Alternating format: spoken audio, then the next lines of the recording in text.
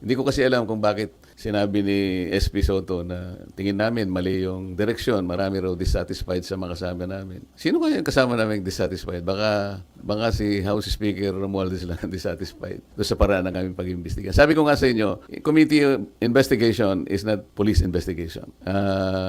Hindi yung nag-iimbestiga na pagkatapos meron pang separate investigation. Sa aking palagay ay hindi sana nangyari yon. Merong lugar dito, meron sa Arayat, meron sa Nauhan, Mindoro, meron sa ganito. Bakit pa isa-isang ganon? Ano ba yon?